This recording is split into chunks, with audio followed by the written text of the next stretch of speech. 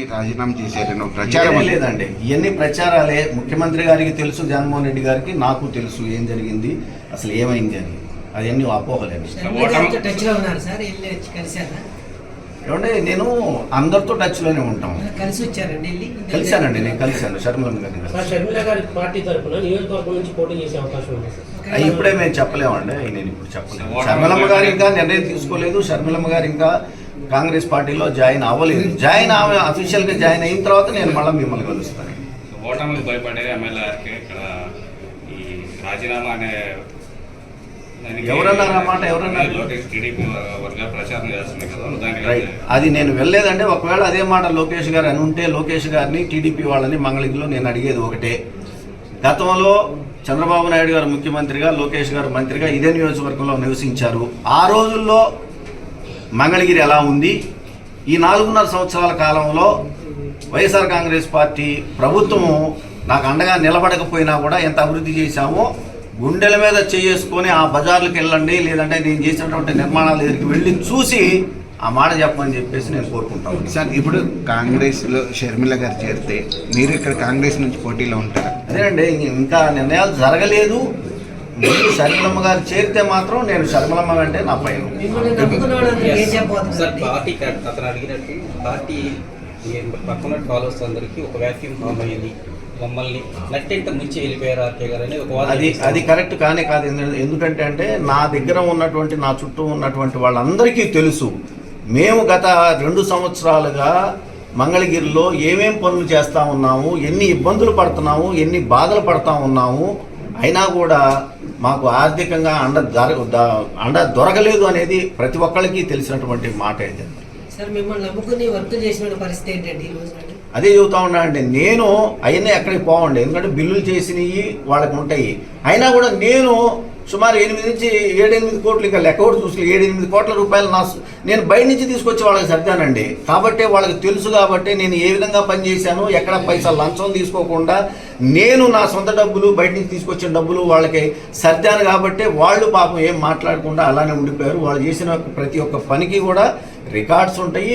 ఇవాళ కాకపోతే రేపైనా బిల్లులు వస్తాయి. లేదంటే కొంతమంది గతంలో పనిచేసుకొని బిల్లులు రాకపోతే గౌరవ న్యాయస్థానాలకు వెళ్ళి న్యాయస్థానం తీర్పుల నుంచి బిల్లులు తెచ్చుకున్నటువంటి పరిస్థితులు కూడా ఉన్నాయని చెప్పేసి నేను తెలియజేస్తున్నాను. సార్, ఇప్పుడు వాళ్ళ దీనికే వదిలేస్తామండి మేము. నేను అందుకని నేను ఎక్కడా కూడా నేను శాసనసభ సభ్యత్వానికి రాజీనామా చేసిన తర్వాత వాళ్ళు ఆమోదించకపోయినా కూడా నైతికంగా నేను నా విలువల్ని పాటిస్తూ, ఎందుకంటే స్పీకర్ గారి ఫార్మాట్లో ఇచ్చాను. నేను ఏ అధికారిక కార్యక్రమానికి కూడా నేను హాజరు కావటం లేదు. చివరికి నా గన్మెన్లు కానివ్వండి, నాకు ఇచ్చినటువంటి ఎస్కాట్ను కానివ్వండి, నేను ఎక్కడా కూడా వాడుకోవట్లేదు. అయినా కూడా మంగళగిరి ప్రజలకి నేను దూరంగా ఉండను. ఖచ్చితంగా నేను రాజకీయాల్లోనే ఉంటాను. రాబోయే రోజుల్లో ఏ పార్టీలో ఉండాలి, ఎలా నేను రాజకీయాలు చేసుకోవాలనేది ఇంకా కొద్దిగా టైము పట్టుద్దని అనుకుంటా ఉన్నా నేను. అయితే ఒక మాట అయితే నేను ఖచ్చితంగా చెప్పగలుగుతానండి, నేను రాజశేఖర రెడ్డి గారి మనిషిని.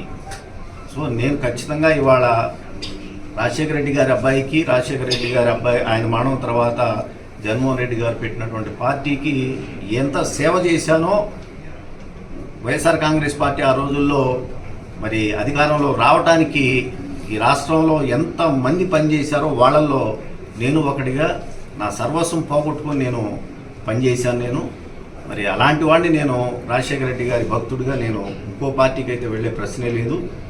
రాజశేఖర రెడ్డి గారి అబ్బాయి కోసం పనిచేశాను నేను. ఒకవేళ షర్మిలమ్మ గారు ఇంకా నిర్ణయం తీసుకోలేదు, ఆమె కనుక నిర్ణయం తీసుకొని ఏ పార్టీలోకి వెళితే ఖచ్చితంగా నేను షర్మిలమ్మ వెంటే నడుస్తాననేది మాత్రం ఖచ్చితంగా. సార్, మీరు నిధులు కొరత అంటుంది, మీ లెక్క ప్రకారం ఎలా ఉంటుంది భవిష్యత్తు? అంటే ఏ రాజకీయ పార్టీకైనా కూడా న్యాయ నిర్ణేతలు ప్రజలండి.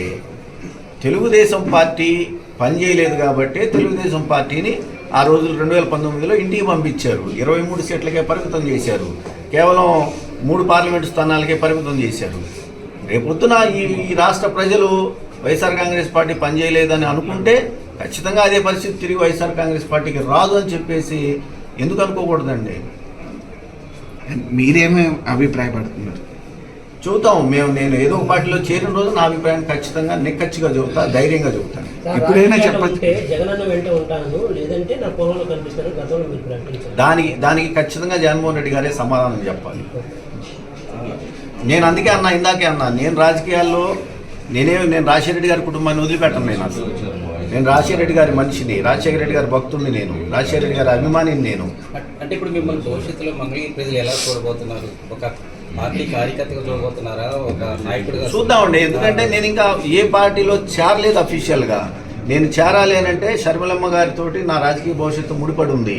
షర్మిలమ్మ గారు తీసుకునేటువంటి నిర్ణయానికి అనుగుణంగా నేను నిర్ణయాన్ని తీసుకుంటాను కాబట్టి ఆ రోజున ఆ పార్టీ తీసుకునే నిర్ణయాలకి అనుగుణంగా నేను పనిచేయాల్సి వస్తుంది కాబట్టి ఖచ్చితంగా నేను ఆ రోజున ఏ నిర్ణయం తీసుకుంటానో ఆ నిర్ణయానికే పనిచేస్తాను. ఇతర మీడియా ద్వారానే ఈ మెసేజ్ని పబ్లిక్ తీసుకెళ్ళగలరు. ఒకవేళ మీరు అన్నట్టు అది కనుక ల్యాబ్స్ సెటరైట్ చేసుకున్నట్టయితే మీరు పునరాలోచన చేసుకునే అవకాశాలు ఉన్నాయి. నేను అసలుకి వెళ్ళనండి. నేను ఇక తిరిగి వెనక్కి వెళ్ళే ప్రశ్నే లేదు. ఎందుకంటే ఏమండి, 125 కోట్ల రూపాయలు నిధులు కూడా పైసా లంచం లేకుండా కాంట్రాక్టర్లతో పనిచేయించే వాళ్ళని. అందులో కూడా గమనించండి, నేను అందరినీ కోరుకునేది ఒకటే, రాజకీయాల్లో ఉండే మనము ఒక పార్టీలో ఉన్నప్పుడు ఇంకో పార్టీని ఓడించాలని చెప్పేసి అనుకుంటాం. మనం అలా అనుకున్నప్పుడు ఖచ్చితంగా వైఎస్ఆర్ కాంగ్రెస్ పార్టీ కొన్ని సిద్ధాంతాలతో ఉండాలి. అవి ఏంటి అని అంటే, మంగళగిరిలో టీడీపీ అభ్యర్థిని ఓడించాలి, కుప్పంలో టీడీపీ అభ్యర్థిని ఓడించాలి, పులివెందుల్లో టీడీపీ అభ్యర్థిని ఓడించాలి, అటు గాజువాక, భీమవరం ఇలాంటి కొన్ని ముఖ్యమైనటువంటి ప్రాంతాలలో వైఎస్ఆర్ కాంగ్రెస్ పార్టీ తెలుగుదేశం పార్టీ అభ్యర్థుల్ని, తన ఆపోజిట్గా ఉండేటువంటి అభ్యర్థుల్ని ఓడించాలి అని అంటే పనిచేయాలండి మనం ప్రజలకి. ఆయా నియోజకవర్గాల్లో ఉన్నటువంటి వైఎస్ఆర్ కాంగ్రెస్ పార్టీ అభ్యర్థుల్ని కాపాడుకోవాలి. ఆ ప్రజలకి దగ్గరగా, అతి దగ్గరగా వెళ్ళేటటువంటి వాళ్ళకి అండగా నిలబడాలి. అలాంటి పరిస్థితులు లేవు కాబట్టే ఇక్కడ నిధులు ఇవ్వలేదని అంటా నేను. అలా నిధులు ఇచ్చుంటే మీరే చూశారండి, ఇక్కడున్న మీరందరూ ఇప్పుడు నన్ను ప్రశ్నలు అడుగుతున్నా, మీరందరూ కూడా మంగళగిరి వాసులే. నేను అందుకే ఇందాకన్నా 30-40 సంవత్సరాలు 50 సంవత్సరాల నుంచి లేనటువంటి అభివృద్ధిని 4.5 సంవత్సరాల కాలంలో నేను చేసి చూపించాను. నేను అందుకే అడుగుతున్నా, అటు వైఎస్ఆర్ కాంగ్రెస్ పార్టీ వాళ్ళని కానివ్వండి, టీడీపీ వాళ్ళని కానివ్వండి, వెళ్ళి చూడమనండి. నేను ఓపెన్గా చెబుతున్నాను, ఏ బజార్కి వెళ్తారో, ఏ వీధికి వెళ్తారో, ఏ పేటకి వెళ్తారో, ఏ ఏరియాకి వెళ్తారో, నాడెలా ఉంది, నేడెలా ఉంది చెక్ చేసుకోమనండి. ఎంత పని చేశామో, దానికి ఏమైనా నిధులు ఇచ్చారో అని కూడా చెక్ చేసుకోమని కూడా అడుగుతా ఉన్నా. ఎన్ని బాకీలు ఉన్నాము, ఎన్ని ఇబ్బందులు పడతా పనిచేసాము, ఇన్ని చేసినా కూడా నిధులు ఇవ్వలేకపోతే అంతదాకా ఎందుకంటే, అతి ఇంపార్టెంట్ అయినటువంటి 2 బ్రిడ్జిలు, రేవేంద్రపాడు బ్రిడ్జి బ్రిటిష్ కాలంలో బకింగ్హామ్ కెనాల్ మీద కట్టారు. అదేవిధంగా తాడేపల్లిలో అనునిత్యం ముఖ్యమంత్రి గారు పయనించేటటువంటి హెలిపాడ్కి వెళ్ళేటటువంటి బ్రిడ్జి కూడా మరి అది కూడా బ్రిటిష్ కాలంలో కట్టింది. ఈ 2 బ్రిడ్జిల నిర్మాణానికి నిధులు ఇవ్వమని నేను గతంలో తెలుగుదేశం పార్టీలో దేవినేని ఉమామహేశ్వరరావు గారు జలవనరుల శాఖ మంత్రిగా పనిచేసేటప్పుడు, అప్పుడు నేను ప్రతిపక్షంలో ఎమ్మెల్యేగా ఉన్నప్పుడు 2 సార్లు స్వయంగా లేఖలు రాసి వెళ్ళి ఆయన కలిశాను కూడా. ఆయన అన్నమాట, మా దగ్గర నిధులు వారికి మేము ఇవ్వలేమని అన్నాడు స్పష్టంగా. మేము ఈ నియోజకవర్గ ప్రజలకి మేము హామీ ఇచ్చాము ఎన్నికల టైంలో, ఖచ్చితంగా రేవేంద్రపాడు బ్రిడ్జి, ఈ తాడేపల్లి బ్రిడ్జి బకింగ్హామ్ కెనాల్ మీద కడతాము అని చెప్పేసి. ఎందుకంటే రేవేంద్రపాడు బ్రిడ్జి అది కనుక ఏమన్నా ఇబ్బంది అయితే మరి అటు కొల్లిపర మండలం నుంచి కానివ్వండి, తాడేపల్లి దుగ్గిరాల మండలం నుంచి విజయవాడ వచ్చే వాళ్ళందరికీ కూడా అసలు ఇక రెండో దారి లేనే లేదు.